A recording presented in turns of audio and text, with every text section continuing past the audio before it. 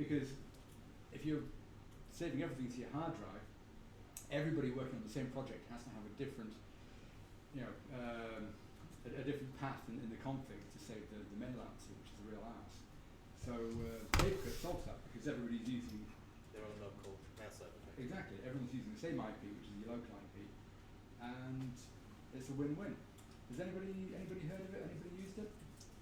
I used it a few years ago. Yeah, it's been around. Have you used it recently? No, it's been a few years now. Yeah. Would you recommend it? It's definitely easier than setting up an SMTP server. Yeah, but I mean, for local dev, it's really useful. If you need to be testing it can be good on build machines as well if you do anything like integration testing at build time or even on your integration environment. It's just easier to set up with physical servers and everything that you need. It's just an exe and it'll install a Windows service on your machine, and it will just start as your machine starts up. We'll put some links in. So, are we ready for our star speaker? Well, I was just going to ask if anybody else had any productivity tools that they could recommend. If you're looking to mock APIs, WireMock is a good one. WireMock. Okay. It's a Java application, but there's a .NET version as well. Okay. So you can actually integrate it in code in your tests. Okay, cool. Anybody else? No. Okay. Okay, so introducing our star speaker, John Staveley, come all the way from Leeds to talk to us. Third floor. I work in this office. Yeah. And we'll sit down and speak.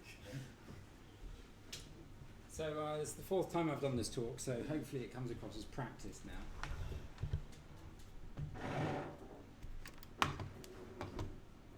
So today I'll be talking about Azure functions and container instances. Has anyone got a clicker, by the way? I forgot to bring mine. Sorry? A clicker. I can make a clicking noise. No. This is not what I'm talking about. Okay, so what I'm going to talk about today, I'm going to sit down rather than stand in front of the screen. Is it okay coming on the video okay? Yeah. So this is all about a project that I undertook. So today I'm just going to talk about what problem I was solving and then how I went about solving it. So we used something called Selenium, which is all about driving web page interactions, and then used a design pattern called the page object model, which enables reuse in those interactions. Then talk about Azure functions, just a bit about the developer experience there. Unfortunately, we usually have a projector on a screen, so if you're blind like me, I suggest you come to the front because it's not going to get any bigger than that. You can't see it. So talking about driving things with Azure functions, they can talk about Docker and the containers, and the design pattern of the month, which is a thing which I'll explain with some bewilderment, is the sidecar pattern. And what we're running inside Docker is a container instance that enables it to interact with the web pages. Oh, and then when things didn't work, we used a library called Poly, which we're getting into a bit of depth. So my name is John Staveley, C#, Angular, Azure developer. I've been using Azure pretty much solidly for about the last 3 years. I'm organizer this organization, Leeds Sharp and Leeds Data Science Meetup, and just finished my second migration into Azure from on-prem. And there's me sea kayaking off the coast of Croatia for my annual selfie. So the problem was this: we had this web page, and you had to go to the web page, and the web page performed loads of AJAX calls into different parts of an application. And it had to be done to produce a report at a set time every day without fail. And you're probably going to go, well, why don't you just call the API? Well, there is no API that you could call, you just had to call the web page. So I was thinking, well, how do we interact with the website? You had to navigate to the website, you had to log in, it's behind an authentication wall. Then navigate to the target web page, it performs the interactions, saves its content, and finishes up. Do it at 8 p.m. every day without fail, and try and avoid additional costs. So you could have like a console application that sat on a VM and was 0.001% utilized for most of the day, or we could try another way. So this is about the another way that we found to do this. And this is going to be the start of a number of projects that we had. We had a number of different applications, web pages you had to interact with, do different things with. So it was going to be a framework to perform those interactions that we needed to build on over time. So here is my favourite architectural diagram. The application we called was Major Domo. So Major Domo, if you're not familiar with the term, is like the head servant of the house. So the Major Domo goes around performing all the actions that you would like your head servant to do. So my favourite architectural diagram is a picture of Wallace and Gromit. So you have Wallace and then Gromit in the sidecar being the architectural pattern. So the main engine of doing work is an Azure function. That's what kicks it all off. And then within the Azure function, you've got Selenium to drive all the interactions with the web pages. Unfortunately, there's no NuGet package for Have Web Browser to do this kind of thing, because Selenium drives the web browser. So you need something for that web browser to sit in. So that's where the sidecar pattern comes in. So we had a Docker container, and then we had Selenium installed on Docker container. So the Azure function would run up, also starting up the Docker container with Chrome in it. Selenium would drive Chrome to perform the actions against the web page, which is the outcome we wanted. So what are Azure functions? So we use it to drive the actions. I did some research in this, and there was this old concept called web jobs. So in an app service, which is a website within Azure, you could have something called a web job. But you had all the same APIs, and it was a service plan model. So you get charged for that functionality to be around 24 hours a day, even if you're only using it for 1 minute a day, which is what we wanted. So we wanted a consumption plan. So we got charged for the minute we're using it, not to have this great monolith sitting on a VM somewhere, only running occasionally. And that's where Azure Functions were a perfect fit.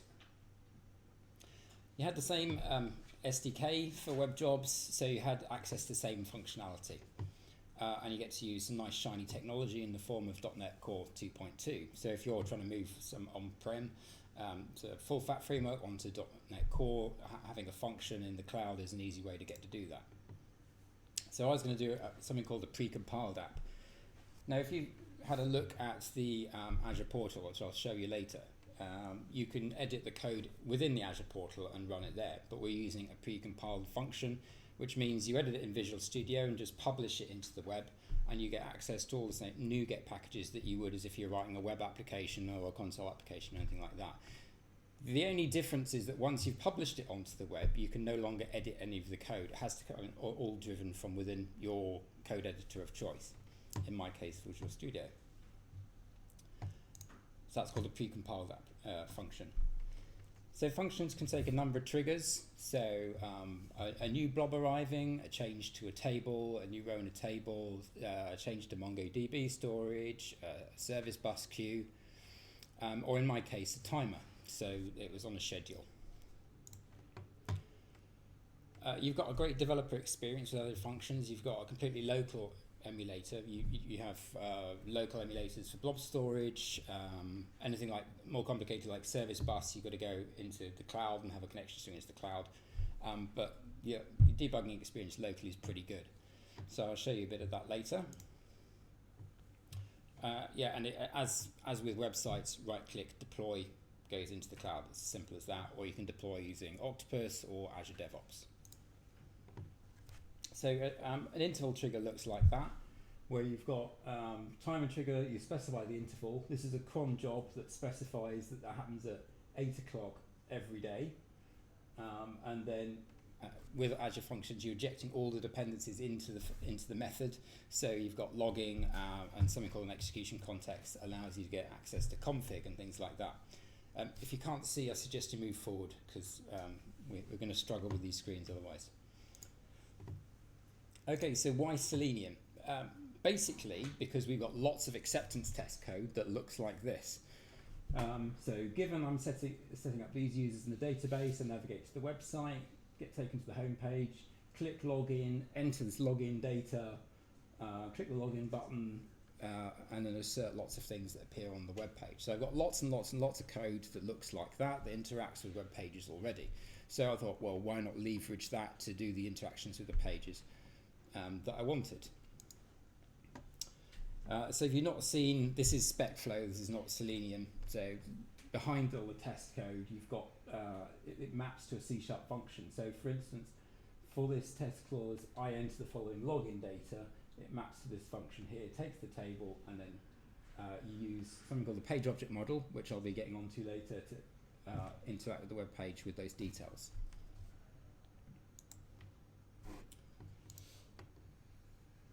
So we use Selenium to drive a browser to interact with the website. It supports Chrome, Firefox, IE, Edge, Safari, pretty much you name it, it's got it. You can set it up as a grid, so you can run 100 simultaneous instances, pounding away at a website if you want, running in parallel. Selenium's all about the right boilerplate, so you have to set up, like this is a setup for Chrome, so this is set up as headless, so I usually have these tests run headless in the background, so it just runs quicker and disable a lot of things.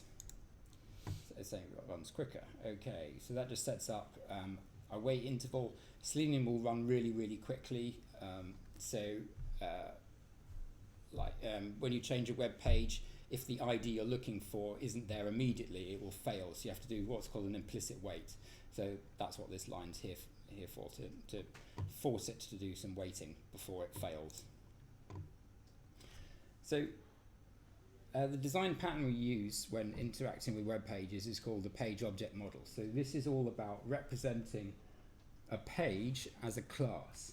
So let's say we've got this login page here. Now this login page, in terms of the page object model, would have two attributes. The attribute username and attribute password, and maybe also remember me. And it'd also have a couple of actions you could do, or methods. So click lost your password or click sign in. So you'd have a full class that would represent that web page. So that's what that looks like as a web page. So you've got this thing called iWeb element that comes from Selenium, and you're getting it by ID. So behind those elements you saw on the web page, they're each identified by an ID. So username, email, password, and submit button. They're the private elements, and then when you create an instance of them, you get access to these two methods, click submit and enter details. So username.clear, username.send keys, username in the text there. So Selenium understands that, and then would clear the box and then drive the web page by simulating a user tapping keys into the page, so you can get them to log in. Why this is useful is because if you don't use the page object model and then you change something in a web page, you then find you have, and it's used a lot, like a login page, you have to change it in lots of different places. So for instance, if you change the ID and you're doing lots of tests that involve logging in, which you usually do, you'd need to change the ID in loads and loads of places. Whereas with the page object model, you've got the ID in one place. So it's very easy to change. And it's a good way of encapsulating the functionality of a web page and thinking about a web page. Okay, so how do we, in major demo, how do we execute that code? So we instantiate an instance of the sign-on page with the config. Then we assert that it's the current page. So that behind there is just a method that says it has the page loaded yet, has the page loaded yet. What it does, then you can do sign-on-page.enter details, username, password, and sign-on-page.click submit. A very logical, intuitive way of thinking about the web page.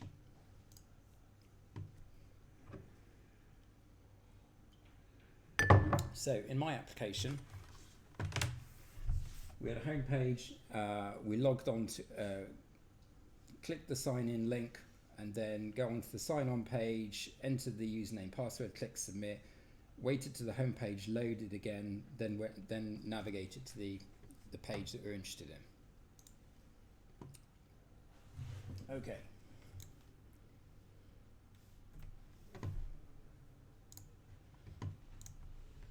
So here we got, so this is our Azure function, so we identify the function. You definitely have to make it bigger.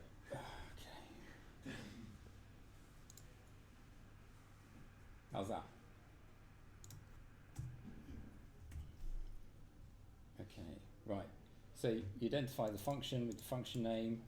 Singleton just means that you can only ever start one instance of it. I just tend to do that by default with all my functions. We're injecting our dependencies into this, in this case as a timer, a logging function, and a context. So just churn out some logs, get some configuration details, and then run the application. So I'm going to perform this, so just show you what we're doing. It's a case of blink and miss it, so watch closely.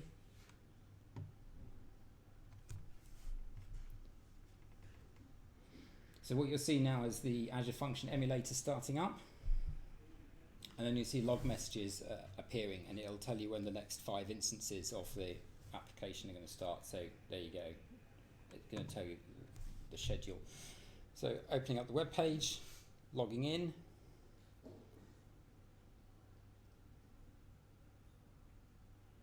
Loading, waiting for it to load, does all its stuff, and then closes everything down again.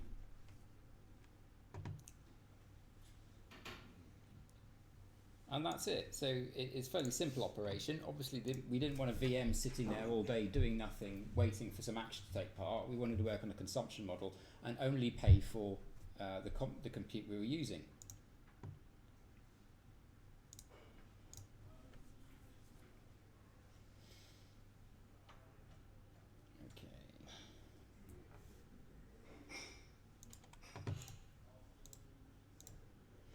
So is that all clear so far? Any questions? Cool.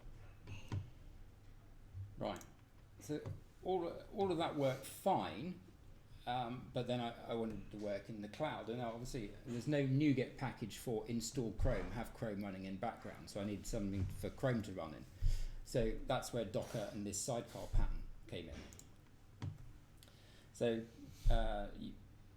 used to contain the browser. I used Docker locally so I could test locally. Docker, if you're not familiar with it, I would say it's like small VMs, so very lightweight. So you know how a Windows server, is 6 gigabytes and takes 3 minutes to start up. A Docker container is 300 kilobytes and takes a maximum of a second to start up, and then you can roll that functionality. So it's definitely a better programming model. So this is our sidecar pattern. So sidecar pattern, if you look in the book of how to write distributed applications, is basically a system that runs next to your main application, our engine, in our case an Azure function, that encapsulates some functionality, in this case interacting with web pages via our Selenium browser, Chrome browser. But the sidecar doesn't know anything about the application that's calling it. So in this way you can have systemic loosely coupled applications. So the sidecar doesn't know anything about any other application and doesn't need to. It just exposes an API that says, hey, I can do these things. So that's how we used it for this application. Okay.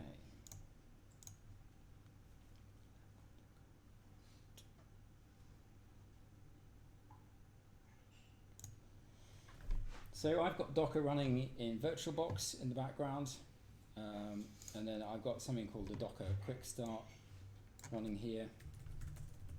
So there we go. Can everyone see that? Yeah.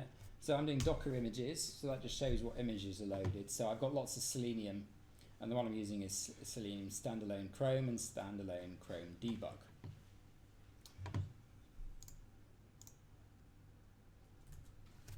Then do Docker PSA, so that shows there's nothing running. And then I'm going to do startup. So I'm doing Docker run in detached mode, opening ports 44444 and 5900, giving it 2 gigabytes of memory and calling it major demo. Bang, and it started. So you've got a full instance of Chrome running in the background. In this case of blink and you miss it, it's very fast. Ooh, that didn't work. Why did it not work? Docker run contain it needs at least one argument. Okay.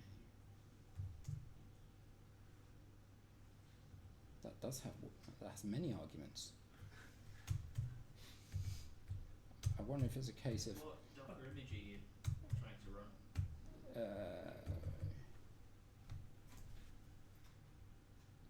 There you go. Thank you, sir.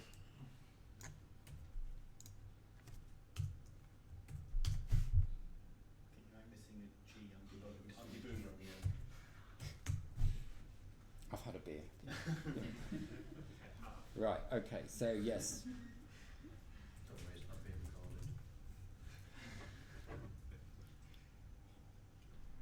recorded. Right, so Docker's running. There you go in the background. A nice tool that I like to use is Kitematic. So if you're into, just going to stop this.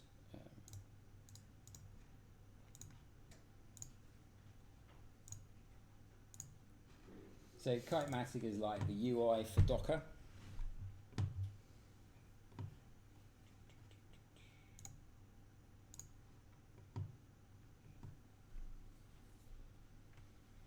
So basically you can see all the images that you can load. There you go, standalone Chrome, and here's one that's running, and it shows you a load of debug information that's not terribly interesting, and then it shows you the 2 ports and the IP address it's available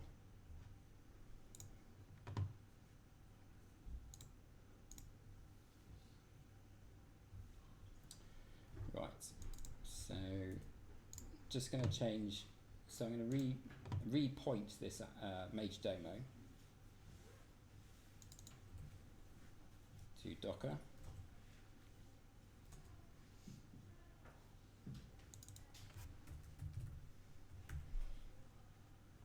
And this is where it goes headless, so literally all I can show you is the logs as it's running.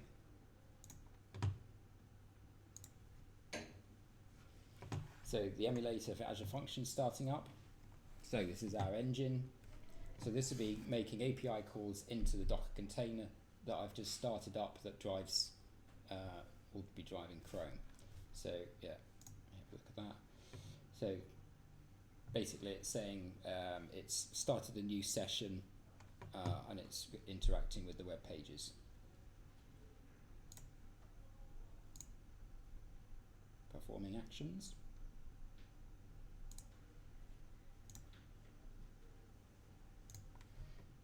Okay, so what does that show? So that shows that when I run it in the cloud, on however I start up a container in the cloud, that it's going to run okay, and I can see it making those calls in. All I need to do is change the IP address I'm pointing at. In this case, it's an IP address on my local machine, but after I start up a container in the cloud, it's just an IP address in the cloud.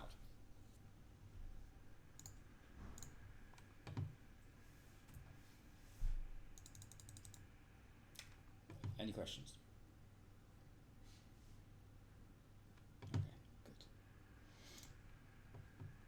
Okay, so how do we run a container in the cloud is the next question. Now, if you're familiar with Kubernetes, Kubernetes is an orchestration tool. Usually when you have a container instance, you have to involve Kubernetes at some point and go, I want 5 of these, 6 of these, I want these scaling properties, I want these sort of failover and reliability characteristics associated with it, given these memory sizes and this kind of thing. The whole idea with Azure Container Instances is you don't need any of that orchestration component or orchestration layer. AWS have a similar product. It's called AWS Fargate, I believe, where you just say, I want an instance, and then the cloud goes away and spins one up for you. So in this case, it's used to contain the browser in Azure Cloud. Although it's quite small and lightweight, you're not really saving any money compared to a VM. Where you're saving money is that you can use code to spin it up just for the time you need it, and then destroy it when you're finished with it. So in our case, it's up for less than a minute. This costs nothing, literally nothing. It doesn't even appear on our bill. So we're using the Docker image Selenium standalone Chrome, and use the fantastic Azure libraries to start up and shut down the container. So basically that logs into Azure, and then I go, give me an Azure instance and this subscription with these credentials, and then I can create a container group. It's called a container group even if there's only ever one instance of it. And it says, well, I want it in West Europe, it's got to be Linux in the background, it doesn't have a volume backing it. I want it to be called this with the image Selenium standalone Chrome and open this port. This is a fantastic Fluent API because you can only do it in a certain order, so you can't ever create an instance that isn't valid because it won't let you. It puts you through uses the builder pattern to create a Fluent API, so you instantiate in exactly the right way. So you can only call that .create command when you've done all the other things correctly. Are you running that? That's running it from your function? Yes. Yeah, exactly that. And so how you interact with the code, well, I just repoint the code that I've been running so far at the container group.ip address. So that container is now sitting in the cloud, running happily, or chugging away with Chrome inside it. And I just changed the IP.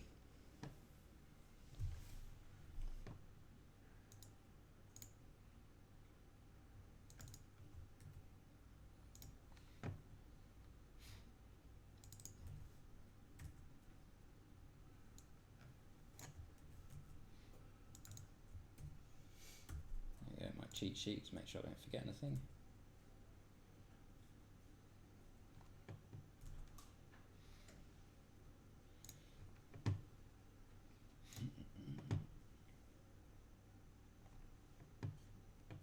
Okay, so this is the Azure portal if you've not seen it before. I'll show you what the function looks like when it's deployed. So if we go to app staging, app service. So here it gives you a breakdown of all the functions that it can run.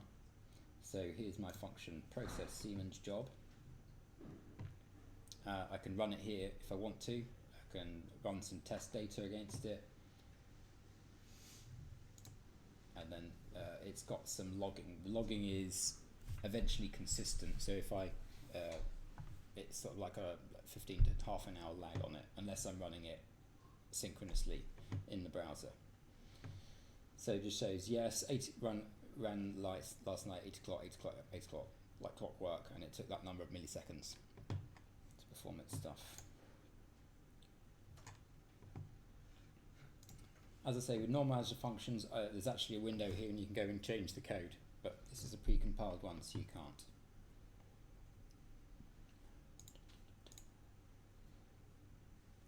To deploy it, I would just go right-click, publish, and then do extract, staging, publish, just like you would with a website. So it's very easy, or you can do it through Azure DevOps, or your deployment tool of choice. PowerShell if you've got to give it to another team. Have you? I do all the PowerShell myself. Hey? I do all the PowerShell myself. No, I mean I've got to give the other team the release with the PowerShell. Oh, right, okay. That's the other way of doing it. Right. Yes, you could do that too. Okay, so going back to development. So you can see we've got application insights, Key Vault. There's no Azure container running there at the moment. So I'm just going to start this off. So the first thing this should do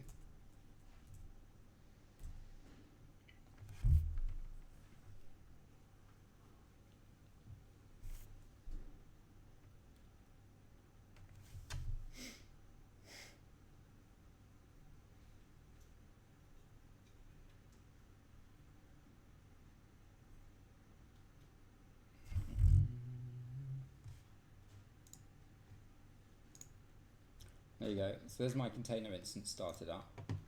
So just quickly hop into this while it's still around. So you get nice metrics like CPU, memory.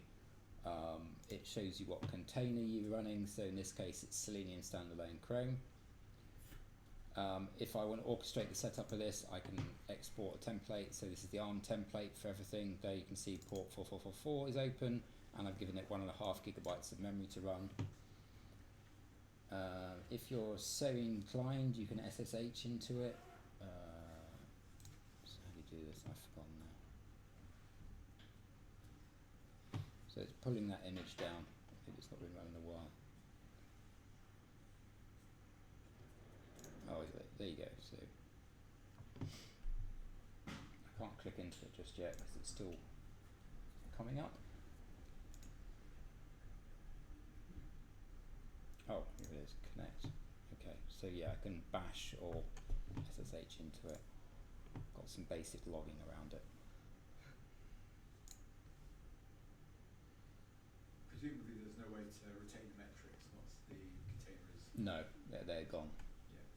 So what the metrics you do get is how is in the Azure function how long the whole function took to execute. Right, so it created the container, and now it's starting the browser within the container.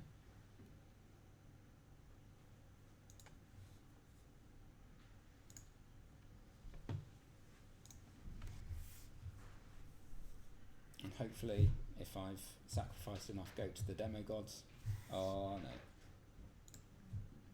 One more go to quiet. I definitely didn't sacrifice enough goats there.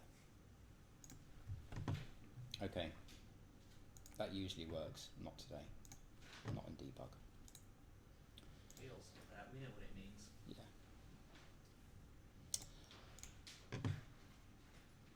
But essentially you're running the Azure function locally in the emulator, Yeah. and it's spinning up an Azure container in the subscription in the Azure live environment, Yeah. and then running all the tests against that Yes. Azure container. That's it. Yeah. So the Docker was just to make sure it ran as a thing, and then I extended that by making it run in the cloud as well.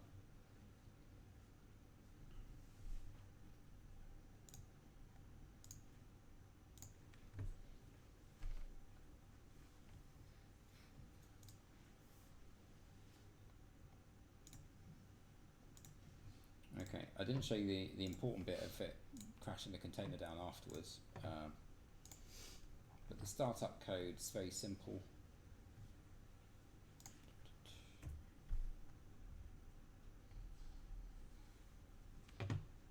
Yeah, so log into Azure basically, create a container group, and with these characteristics. Yeah, and then poll it until it's available. What would happen in production if that happened and your container and your Azure function errored? Would the container stay up? That's a very good question. If only I'd prepared 6 slides on that very subject.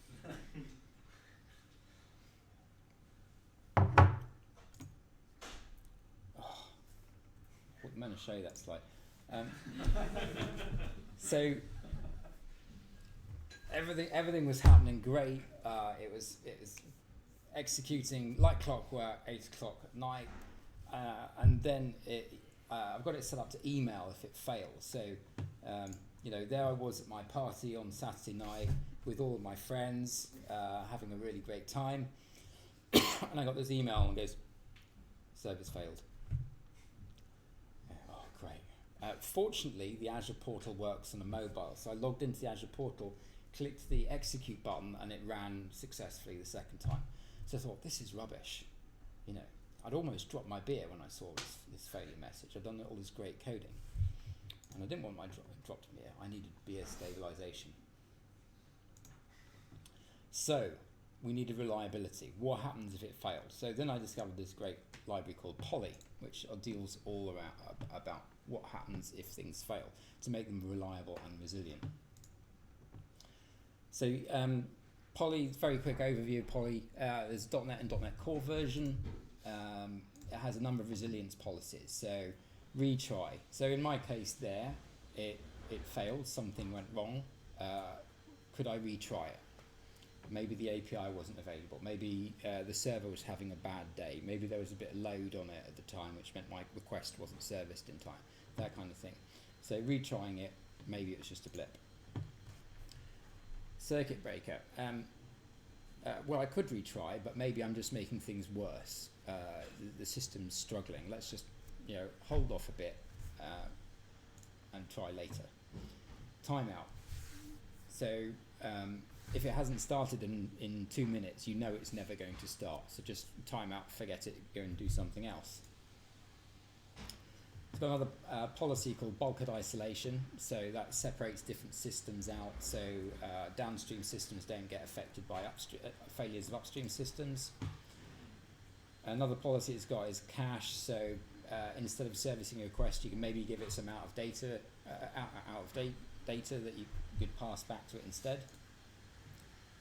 And if all else fails, do something else. Maybe not quite what the user wanted, but it would probably satisfy them. And then in my case, I took a combination of all of those and created my own policy, which would deal with the resilience and timeout issues. Right.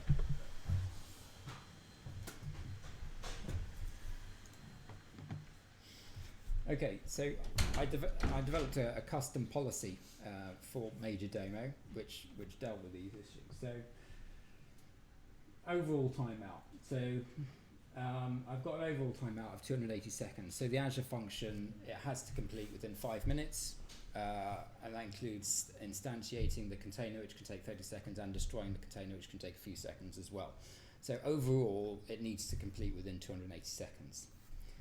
And then I've got a timeout policy. So if something is taking too long, if it's in my case, if it's not complete within 1 minute and 30 seconds, then you say, well, it's never going to complete. Let's try something else. And then finally, we've got a retry policy. So retry, handling timeout exceptions, and retry twice. So you wrap all of those policies together: the overall timeout, the individual timeout, and the retry. So working outwards back in, you've got the timeout. So if I try and set up the Azure container, if it's not there within 1 minute, then timeout. Then if that fails, it passes it to the retry policy. So retry twice if it times out by 1 minute 30 seconds, and then overall it has to complete within 280 seconds. So that stabilised my beer, and I've never had any problems with it since. So yeah, what you do is when you're setting up your Azure container group like this with selenium in it, you wrap it in this combined policy.execute. So that contains all these policy information. So that combined policy to execute, that's trapping the timeout exception and monitoring it for individual timeouts, and then performing all the retries.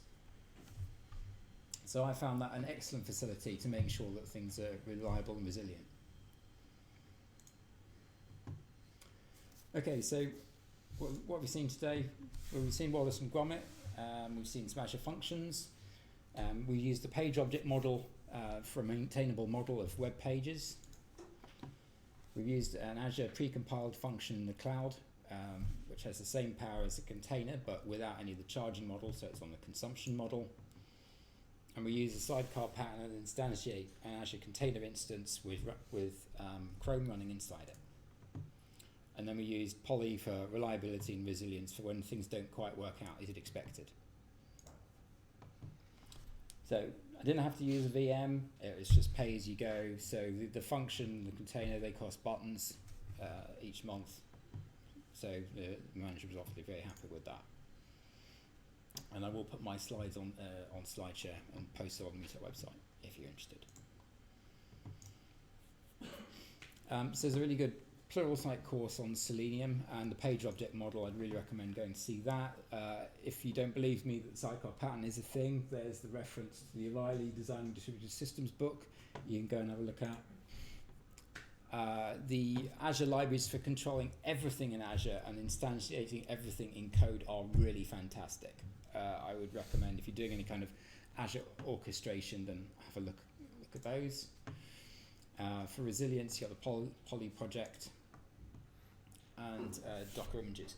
One thing after doing this project is, there are tens of thousands of images on Docker that provide kind of sidecar type functionality, and I'm thinking, well, what else is on there? Maybe I could spin up some data science computations, some algorithms, image recognition, just doing a bit of functionality with, and then crash it down as it's on there. There's a lot of opportunity for using this kind of pattern to deliver functionality in my applications. So I was quite interested in that.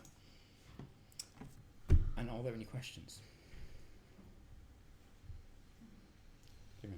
So at the very beginning you mentioned that one of the reasons you chose to do it this way was because there was no API.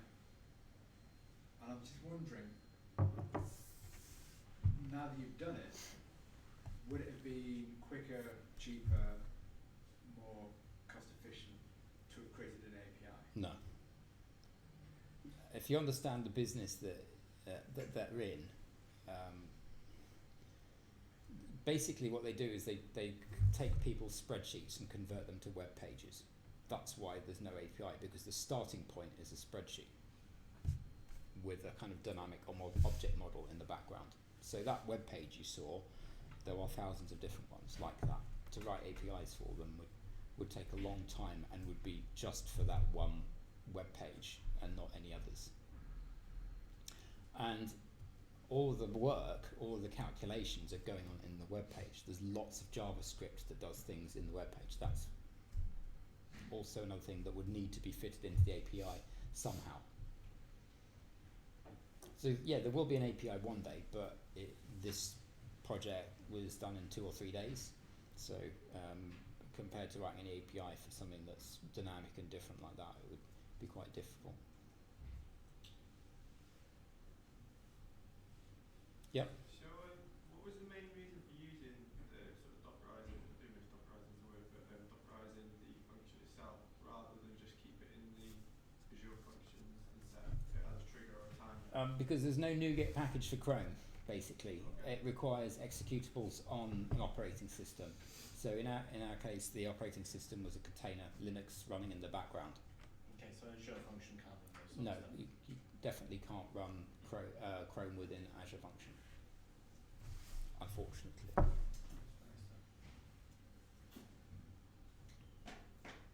Any else? Yeah? John, when I've had a sort of brief dabble of this, and when you look at Google searches for Azure functions, it also talks about Microsoft Flow, Logic Apps, web jobs, as you mentioned. Did you go around that dance and draw any conclusions from it, or is it straight to Azure functions?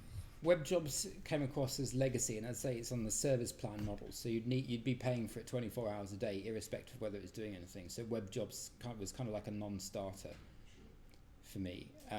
Logic Apps is kind of like BizTalk online. So yes, if I was intercepting a stream of tweets off Twitter, I would probably use the Logic app. I haven't used them for any serious kind of programming, and I don't know whether I could do programming in them or not. I don't know Flow though, I've not looked at that. I think that's built on Logic Apps and is even higher, it's designed for. Right, Yeah, okay. Flow's for like business analysts. Right. Logic Apps is for coders, Mm. cool guys. I did 6 months of Logic Apps. You must be cool. They are really cool because you can combine all that stuff with free middleware connectors, and there's billions of them, so you can connect to OneDrive or Dropbox or all these things, and you can read from them or write to them. We were using third-party APIs to convert HTML templates to either Word or PDF, so we're basically calling some internal APIs to get exam results, calling external APIs to make documents out of them, and then dropping them into the client's storage. And it was really good. It was the same as yours. It was a consumption model. Oh, right. We were dealing with candidates' exams before they probably got on the bus, within 7 minutes, typically. Someone was asking earlier whether they can convert Word documents to PDFs. Is that something it could do? Yeah, it's a convert anything to anything third-party service. Right, okay. Yeah. So like I said, I think it was taking about 7 minutes for the slow ones, about 2 minutes for the quick ones. So the candidate hadn't even Yeah. and the marker had their paper, Mm. and it was really good. I think the Process 6000 was the busiest run, and it cost us about £4.50. Yeah. Yeah, the main benefit of Azure Functions is they just scale. So if you've got lots of load on the system, it scales up to 100 instances and then crashes back down again, and you're not having to do any of the orchestration or manage server infrastructure. The logic apps have got that control, so you can control the queue size and the parallelism of the main queue, and then you can control it within each step. Yeah. So if you write something that backs onto something that's a bit rubbish, you can make that bit run single-threaded, because by default they run something like 15. So if something's a bit rubbish, and we did have one, then that one had to run single-threaded. Okay. It sounds very powerful. Yeah.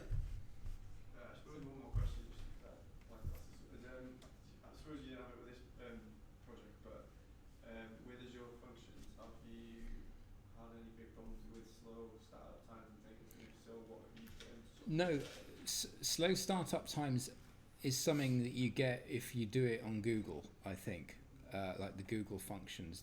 I've never experienced any slow startup times, except when I'm running Leeds Data Science meetup, and then someone's doing a presentation on Google functions, and they go, "Yeah, I know. Sorry about the slow startup time," and you're waiting there, and it's going, "Yeah, it's chugging away, chug, chug, chug." No, just instantaneous, always.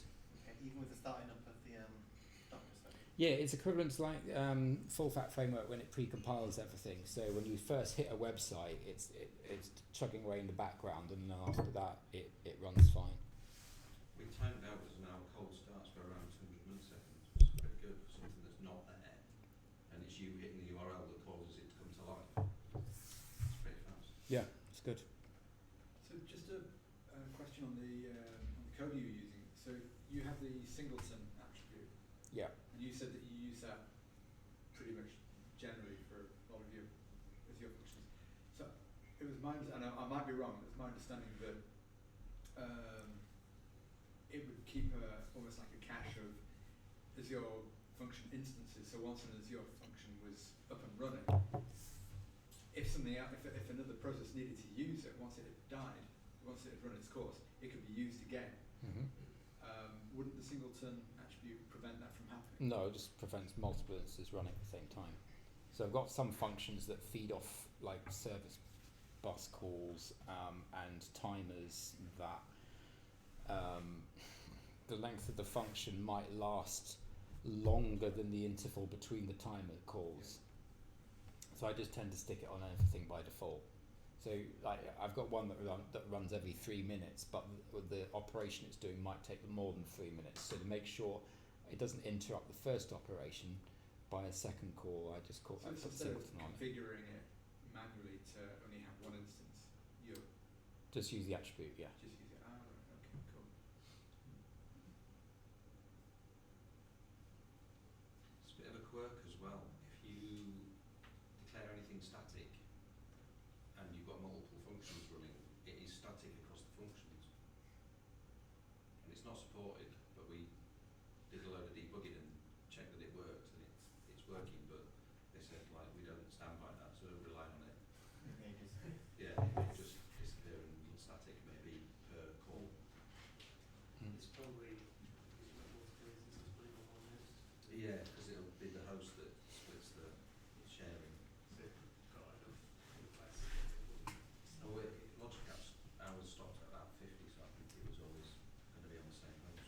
So much for stateless. No, because it's only while they're running, so the first one grabs that bit of memory and all the others can talk to it, and the last one who dies clears the memory. And I only used it for read-only caching anyway, I wasn't doing any writing, I wouldn't have trusted it for that. Do you fancy doing a lightning talk on it? I could do, Excellent. Don't have- We have witnesses. Not immediate. No. No, you're not. yeah, I could do one. Excellent. They're 10 minutes, aren't they? Yeah. Yeah. 15. 45. 15 with questions. 15 with questions. Yeah. Yeah, love to hear about Logic Apps. Yeah, the only downside is deploying them. So if you want to deploy them from time to time, it's fine. If you wanted a pipeline, it would be problematic. Yeah, probably unit testing and acceptance testing is problematic as well. if you want to stub like real APIs for a surrogate one, for instance. Well, it all worked fine in the local, because like I say, you can do a lot of it locally with the local environment. So all the logic was unit tested robustly, but like I said, when it's deployed, all the temporal stuff is what you struggle with then. Okay. Any more questions? Okay. In that case, I'd like to thank the sponsor, Fruition. Fran's there with her new chap, whose name I forget. Sorry. Danny. So Fran does permanent, Danny does contract. If you're looking for a new job, go and speak to them. We're going to go down the pub for some additional chat, usually about tech or whatever. So if you've got any more questions, we can take them offline down there. There's a free beer provided by Fruition, so it's well worth going.